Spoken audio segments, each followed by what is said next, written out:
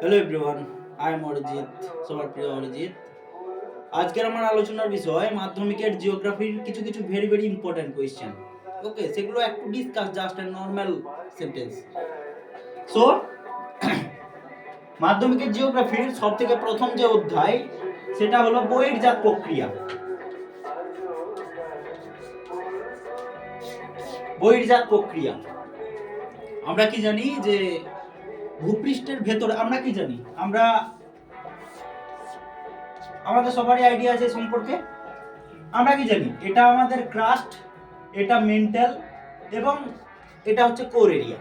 ওকে, এই crust to mantle 0 to 6371 kilometre পর্যন্ত যে বিস্তৃত স্তর, এই তিনটে ভূত্বক, গুরুমণ্ডল এবং কেন্দ্রমণ্ডল এগুলো সম্পর্কে আছে। এগুলো এটা আজকে আমার আলোচনার বিষয় নয়।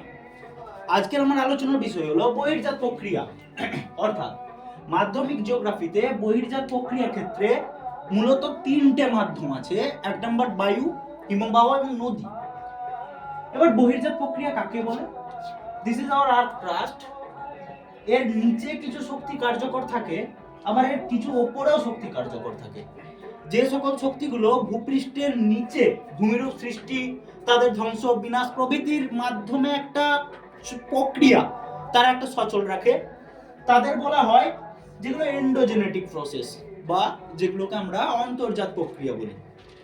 এবং বহির্জাত প্রক্রিয়া বলতে ভূপৃষ্ঠের বাইরে এই উপরিভাগে কিছু শক্তি কার্যকর থাকে, যারা সেখানে বিভিন্ন ভূমিরূপ তৈরি করে, তাদের ধ্বংস করে। ওকে, এইভাবে কি তাদের প্রক্রিয়াটা চলতে থাকে, তাদের বলা হয় বহির্জাত প্রক্রিয়া। তার মধ্যে কারা? নদী, হিমবাহ, বায়ু, সমুদ্র তরঙ্গ, জোয়ার ভাটা এটসেট্রা। তার মধ্যে মাধ্যমিক জিওগ্রাফিতে বহির্জাত প্রক্রিয়ার তিনটে মাধ্যমে আলোচনা করা আছে। একটা নদী, অপর হিমবাহ এবং বায়ু। এবার এটা আলোচনার আগে কিছু নর্মাল থিংস, যেমন ফার্স্ট অফ অল আবহবিকার, পুঞ্জিত্ব ক্ষয়, ক্ষয়ীভবন। আমাদের আজকের কিছু যেগুলো জানার বিষয়, ফার্স্ট অফ অল বহির্জাত প্রক্রিয়া কি, সেকেন্ড আবহবিকার কি, নেক্সট পুঞ্জিত ক্ষয়, নেক্সট ক্ষয়ীভবন। ওকে, এছাড়াও অবরোহণ, আরোহণ, ওকে, নগ্নীভবন, পর্যায়ন, এছাড়াও বিভিন্ন যেগুলো আমি আলোচনা করব সেগুলো আমি আমার ক্লাসের মধ্যে আলোচনা করছি। সো ফার্স্ট অফ অল বহির্জাত প্রক্রিয়া। আমি কিছুক্ষণ আগেই বললাম যে আমাদের ভূপৃষ্ঠের অভ্যন্তরভাগে কিছু শক্তি কার্যকর থাকে, যাদের আমরা বলি কি অন্তর্জাত প্রক্রিয়া, এবং কিছু শক্তি যারা ভূপৃষ্ঠের ওপরে ক্রিয়াশীল থাকে তাদের আমরা বহির্জাত প্রক্রিয়া বলে জানলাম। নেক্সট কি? নেক্সট আমার আলোচনার বিষয় যেটা হলো কি আবহবিকার। সাপোজ দিস ইজ একটা ভূমিরূপ। ওকে, আমাদের আবহাওয়া জলবায়ু সম্পর্কে সবারই জ্ঞান আছে। ওকে, আমরা কি জানি আবহাওয়া মানে কি? আমি এখন যেখানে রয়েছি উপস্থিত, এখানের একটা নির্দিষ্ট টেম্পারেচার বর্তমান, নির্দিষ্ট একটা প্রেসার, নির্দিষ্ট বায়ুর চাপ, আর্দ্রতা, জলীয় বাষ্পের উপস্থিতি সবাই বর্তমান এখানের মধ্যে। সব কোনো একটা স্থানের একটা নির্দিষ্ট সময়ের যে এই সমস্ত বিষয়বস্তু, এগুলোকে আমরা আবহাওয়া বলে জানি। বাট গড় 30 থেকে 35 বছরের ওই ঘটনাটাকে আমরা জলবায়ু বলে জানি। তাহলে আবহবিকার কি না, আবহবিকার যে ঘটনাটা, আবহবিকার আবহাওয়া এবং জলবায়ু সম্মিলিত কার্যের ফলে যখন কি হয়, কোনো একটা ভূমিরূপ ক্ষয়প্রাপ্ত হচ্ছে, ক্ষয়প্রাপ্ত হয় তার তো ক্ষয়ভূত পদার্থগুলো তো নিচে, যখন নিচে এসেই জমা হয়, এদের কোনো স্থান পরিবর্তন যখন না হয়, তখন তাকে আমরা আবহবিকার বলে জানি। অ্যান্ড সেকেন্ড যেটা হচ্ছে পুঞ্জিত ক্ষয়।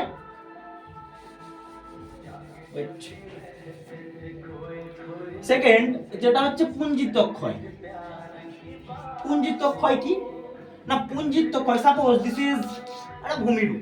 ওকে, যখন আমাদের ভূপৃষ্ঠের বিভিন্ন মাধ্যম দ্বারা কোনো একটা ভূমিরূপ ক্ষয়প্রাপ্ত হয়, ক্ষয়প্রাপ্ত হয়ে যে পদার্থগুলো সেগুলো যখন পাহাড়ের গা বেয়ে নিচের দিকে নেমে আসে, সেই ঘটনাটাকে আমরা জানি পুঞ্জিত ক্ষয় বলে। হ্যাঁ, নেক্সট যেটা সেটা হলো ক্ষয়ভবন। ক্ষয়ভবন জাস্ট অ্যান কনসেপ্ট, ক্ষয় হোক আমাদের বায়ুমণ্ডলের মাধ্যম দ্বারা, আমাদের ভূপৃষ্ঠের ওপরের যে সকল মাধ্যম দ্বারা ভূমিরূপগুলোর ক্ষয়প্রাপ্ত হচ্ছে, এই ক্ষয়প্রাপ্তের ঘটনাটাকেই বলা হয় কি ক্ষয়ভবন। আমরা আবহবিজ্ঞানের কিছু টাইপস পড়েছি, জৈবিক, রাসায়নিক, এছাড়াও কি প্রাকৃতিক, ভৌত, জৈবিক, রাসায়নিকের যে আবহবিজ্ঞানের যে টাইপসগুলো সেগুলো সম্পর্কে আমাদের লিটিল জ্ঞান আছে একটা। এবার অবরোহণ, তাহলে কি এবার আমার আলোচনার বিষয় হলো অবরোহণ। অবরোহণ কি না, যখন কোনো একটা মাধ্যম, this is one type of landform, এটা একটা হলো ভূমিরূপ। ওকে, এই পাহাড়টা, এটা একটা পাহাড়, সাপোজ দিস ইজ এ পাহাড়। এই ভূমিরূপটা যখন আমাদের ভূপৃষ্ঠের ওপরে ক্রিয়াশীল মাধ্যম দ্বারা ক্ষয়প্রাপ্ত হয়, এবার ক্ষয়প্রাপ্ত হতে হতে এটা নিচু হতে থাকে, এটা নিচু হয়ে পাশে সঞ্চিত জমা, এগুলো জমা হতে থাকে পাশে, অর্থাৎ এটা আস্তে আস্তে উঁচু হতে থাকে, বাট এটা নিচু হতে থাকে। এই ঘটনাটাকে বলা হয় কি অবরোহণ।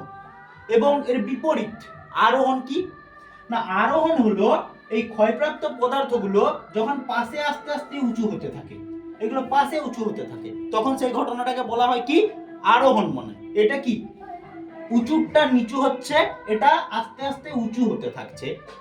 এবার then next the concept of grade or gradation. Okay, বা যেটাকে আমরা বলি পর্যায়ন।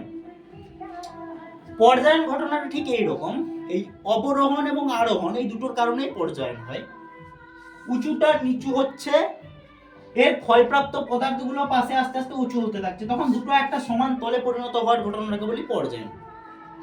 এবার কি আমাদের পৃথিবীর উপরিপৃষ্ঠে উঁচু নিচু, খাল প্রভৃতি যে আলোচনা, কোথাও সমতল, আবার কোথাও উঁচু, আবার কোথাও খাল, এই পুরো ঘটনাটাকে আমরা বলি ভূমিরূপ বিদ্যা।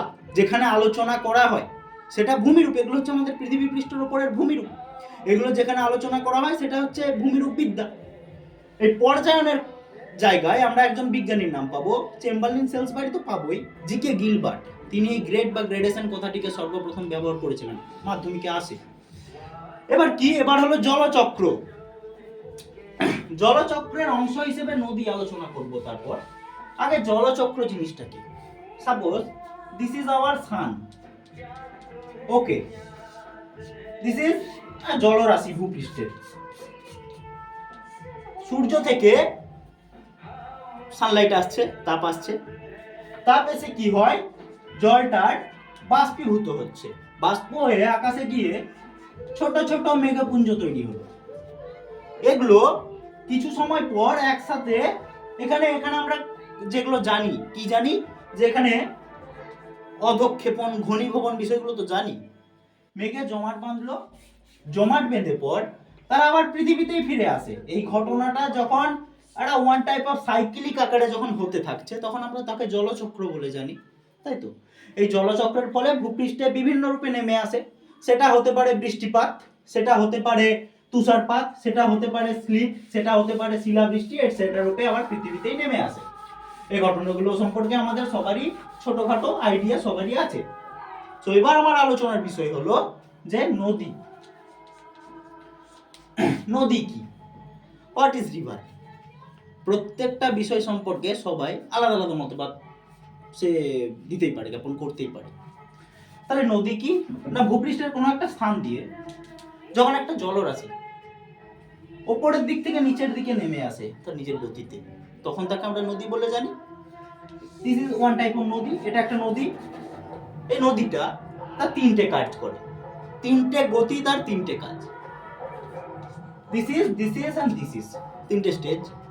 এটা হলো ক্ষয়, অর্থাৎ নদী এখানে ক্ষয় কাজ করে, এখানে নদীর উচ্চ গতি বর্তমান থাকে। এখানে নদী কি কাজ করে না, এখানে নদী বহন কাজ করে, অর্থাৎ নদী তার মধ্য গতিতে বহন কাজ করে। এবং সব শেষে নদীর সঞ্চয় কার্য, অর্থাৎ এটা এখানে নদীর থাকে নিম্ন গতি। ওকে, এখানে নদী খুবই দুর্বল হয়, অর্থাৎ নদী আর সেই বেগে প্রবাহ করতে পারে না, অথবা সেখানে তার গতিও অতটা থাকে না, অর্থাৎ এখানে গতি একদম নিচে নেমে যায়। এই নদী তার তিনটে স্টেজে নানান ধরনের ভূমিরূপ সৃষ্টি করে। কি না, যখন কোন একটা নদী যখন কোনো একটা নদী আমাদের কি নাই পাহাড়ের ওপর দিয়ে থেকে আসছে, আমি জাস্ট একটা ছবি এঁকে দিচ্ছি এখানে। এটা হচ্ছে নরম শিলা, এটা কঠিন শিলা। আমি এই ভূমিরূপগুলো আলোচনা করছি, ঠিক আছে, গল্প আকারে। এবং কঠিন ও নরম শিলা, আমরা কি জানি যখন কিছু কঠিন এবং নরম শিলা সজ্জিত থাকে যখন উলম্ব ভাবে, তখন কি হয় না, এগুলো অনুভূমিক ভাবে থাকে, এগুলো অনুভূমিক ভাবে সজ্জিত থাকে। তখন কি হয়, যেগুলো কঠিন শিলা অপেক্ষা নরম শিলা দ্রুত ক্ষয় হয়। দ্রুত ক্ষয় হওয়ার কারণে কি হয়, সেই নরম শিলা ক্ষয়, নদী সোজা পথে প্রবাহিত হচ্ছিল, সেখানে নদী বেঁকে নিচের দিকে নেমে প্রবাহিত হয়। এই যে ভূমিরূপ, এটা একটা ওয়ান টাইপ অফ ভূমিরূপ, যেটা নাম আমরা জানি জলপ্রপাত, তাই তো। আমরা অ্যাঞ্জেল জলপ্রপাত, কুঞ্চিকল জলপ্রপাত আমরা নাম জানি। আমার ক্লাসটা আজকে সেই সকল স্টুডেন্টের জন্য যারা খুবই দুর্বল এবং কম পড়াশোনা করে যারা নাম্বার পেতে চায় তাদের জন্য। ওকে, জাস্ট পড়াশোনা না করে, geography is a one type of subject যেটা বুঝতে হয়। আমি যেটা সংজ্ঞা লিখবো, আমার অপরজনও সে সংজ্ঞা লিখবে। তিনজন বন্ধু, তিনজনায় আলাদা আলাদা সংজ্ঞা লিখবে কি? সংজ্ঞা তো একটাই জিওগ্রাফির, কিন্তু তারা সংজ্ঞার পর জিওগ্রাফিতে নাম্বার কি করে পাওয়া যায় না, আমার ডায়াগ্রাম, টিচাররা দেখবে আমি কি ধরনের ডায়াগ্রাম ইউজ করছি, সেটার উপর ডিপেন্ড করে আমি আমার নাম্বারটা ক্যারি করে আমার ডায়াগ্রামের উপর বেস করে। ওকে, সো জলপ্রপাত বোঝা গেল যে এইভাবে, যেটাকে আমরা ঝর্ণা বলে জানি, যেটাকে আমরা কি বলে জানি, ওয়াটারফল, বা যেটাকে আমরা ঝর্ণা বলে জানি, দিস ইজ জলপ্রপাত। এবং এই জলপ্রপাত লিঙ্কি ওয়ে পড়াবো আমি। এই জলপ্রপাত যখন সোজা দিকে প্রবাহিত হতে হতে নিচে বেঁকে প্রবাহিত হয়, যে ঝর্ণাটা, এই জায়গায় জলটা পড়ে এখানে একটা গর্তের সৃষ্টি হয়। এই গর্তটাকে আমরা বলি প্রপাতকূপ। ওকে, এটাকে আমরা জানি কি প্রপাতকূপ বলে। এটাও একটা ওয়ান টাইপ অফ ভূমিরূপ। এবং আরো কিছু ভূমিরূপ আছে তার মধ্যে, যেটা হলো ভি আকৃতির উপত্যকা, ভি এবং আই উপত্যকা। আমরা কি জানি যে কোন উপত্যকাতে যেগুলো এই ভূমিরূপগুলো যেগুলো তৈরি হয়, কোথাও পার্শ্বক্ষয় অপেক্ষা নিম্নক্ষয় বেশি হয়, আবার কোথায় নিম্নক্ষ অপেক্ষা পার্শ্বক্ষয় বেশি হয়। তার ফলে দুটো ভূমিরূপ সৃষ্টি আমরা জানি, যেটা হলো ভি আকৃতির উপত্যকা। যারা ছবি আঁকতে পারবে না, জাস্ট নর্মাল ছবি, কোনো জটিলতা নেই, জাস্ট নর্মাল ছবি আঁকবে, জাস্ট ভি এর মতো। This is গিরিখাত। ওকে, এটা হলো একটা গিরিখাত। ভি আকৃতির উপত্যকা হলো গিরিখাত। এবং যেটা হচ্ছে আই আকৃতির উপত্যকা, সেই আই আকৃতির উপত্যকাকে আমরা কি বলে জানি না, আই আকৃতির উপত্যকা যেটা, সেটা হলো ক্যানিয়ন। ওকে, যেটা আই আকৃতির উপত্যকা সেটা হলো কি, সেটা হলো ক্যানিয়ন। এই দুটো ভূমিরূপ সম্পর্কে সবারই আইডিয়া রাখবে। সো এগুলো হলো আমাদের নদীর ফলে সৃষ্ট ক্ষয়জাত ভূমিরূপ। এবার কি, নদীর ফলে সৃষ্ট কিছু তার মধ্যগতি এবং নিম্নগতিতে এক দুটো মাথায় রাখবে, তাহলেই হবে, বেশি মনে রাখার দরকার নেই, ঠিক আছে। এবার নদী তার মধ্যগতিতে কি তৈরি করে। সাপোজ আমরা জানলাম কিছুক্ষণ আগে যে নদীর মধ্যগতি কোন অবস্থায় থাকে। এবার নদী তার মধ্যগতিতে কি ধরনের ভূমিরূপ সৃষ্টি করে সেটা আমরা জানবো। নাম্বার 1, অশ্বক্ষুরাকৃতি হ্রদ। অশ্বক্ষুরাকৃতি হ্রদ কথাটাতেই বোঝা যাচ্ছে অশ্ব প্লাস খুর, ঘোড়ার খুর। কি হয়, নদী তার মধ্যগতিতে কি করে, বহন কাজ করে, অর্থাৎ বিভিন্ন নুড়ি কাকর বালি পলি যেগুলো উচ্চ গতিতে অর্থাৎ মস্তমমুখী ক্ষয় দ্বারা ক্ষয়প্রাপ্ত হয়েছে, সেই ক্ষয়প্রাপ্ত পদার্থগুলোকে কি করে না, ক্ষয়প্রাপ্তগুলো পদার্থ এখানে যদি নদীর প্রবাহ পথে যদি মাঝে কোনো বাধা পায়, সেখানে এসে সঞ্চয় হয়ে যায়। সঞ্চয় হওয়ার পর দেখতে ঠিক ঘোড়ার খুরের মতো হয়, সেখানে একটু জলরাশি লক্ষ্য করা যায়, সেই একটা হ্রদ, সেই হ্রদটাকে আমরা অশ্বক্ষুরাকৃতি হ্রদ বলে জানি, তাই তো। এবার নেক্সট কি, নেক্সট হলো নদী বাঁক। কনসেপ্ট আমরা জানি, what is the concept of নদী বাঁক। সাপোজ নদী প্রবাহিত হচ্ছে, এখানে যদি একটা হঠাৎ যদি কোনো কারণবশত আমাদের অভ্যন্তরীণ কোনো কারণবশত যদি একটা ভূমিরূপ সৃষ্টি হয়ে যায়, তাহলে নদী তার প্রবাহ পথ কিন্তু পাল্টে দেয়, অর্থাৎ ঠিক বেঁকে প্রবাহিত আবার একসাথে মিলিত হয়ে যায়। এইভাবে নদী বাঁক সৃষ্টি হয়, এখানে নদী বেঁকে প্রবাহিত হয়। ওকে, দিস নদী বাঁক দিস ইজ। অ্যান্ড লাস্টে যেটা হলো আমাদের কি না নিম্নগতি, সেখানে নদী কিছু ভূমিরূপ সৃষ্টি করে, তার মধ্যে হলো বদ্বীপ। আমরা বদ্বীপ সম্পর্কে সবাই জানি। বদ্বীপ কি না নদী তার একদম শেষে অর্থাৎ নিম্ন গতিতে, যেখানে নদীর আর কোনো ক্ষমতাই থাকে না, নদী সেখানে বদ্বীপ সৃষ্টি করে। নুড়ি কাকর বালি পলি তারা কি হয় না তারা জমা হয়ে ডেল্টা আকৃতি বা ব আকৃতির ভূমিরূপ সৃষ্টি করে, এটাকে আমরা বদ্বীপ বলে জানি। আমাদের গঙ্গা ব্রহ্মপুত্র যে বদ্বীপ, সেটা হচ্ছে বড় একটা বৃহত্তম বদ্বীপ। আমাদের সব থেকে বৃহত্তম বদ্বীপ হচ্ছে গঙ্গা গাঙ্গেয়, যেটা সমভূমি আমরা জানি, সেটা ডেল্টাটা। ওকে, অ্যান্ড কি অ্যান্ড খাড়ি, খাড়ি লিভি, এগুলো হলো ওয়ান টাইপ অফ ভূমিরূপ, যেগুলো নদীর যে লাস্ট স্টেজ অর্থাৎ নিম্ন গতিতে সৃষ্টি হয়। এছাড়াও কি নদীর মোহনা। আর একটা গুরুত্বপূর্ণ এখানে কোশ্চেন, যেটা মাধ্যমিকের ক্ষেত্রে গুরুত্বপূর্ণ ইম্পর্টেন্ট, যেটা হলো নদীর মোহনা অঞ্চলে বদ্বীপ কেন সৃষ্টি হয়। This is very important question, নদীর মোহনা অঞ্চলে কেন বদ্বীপ সৃষ্টি হয়। অর্থাৎ নদীর মোহনা মানে আমরা কাকে বলে জানি না, এটা হলো একটা বৃহৎ জলাশয়, বৃহৎ একটা জলরাশি, একটা নদী প্রবাহিত হয়, নদী তার নিম্ন গতিতে যেখানে এসে মেশে, সেই স্থানটাকে বলা হয় নদীর বদ্বীপ। যখন এই নদীটা একটা বিরাট জলরাশিতে এসে মিশছে, সেই স্থানটাকে আমরা নদীর মোহনা বলে চিনি।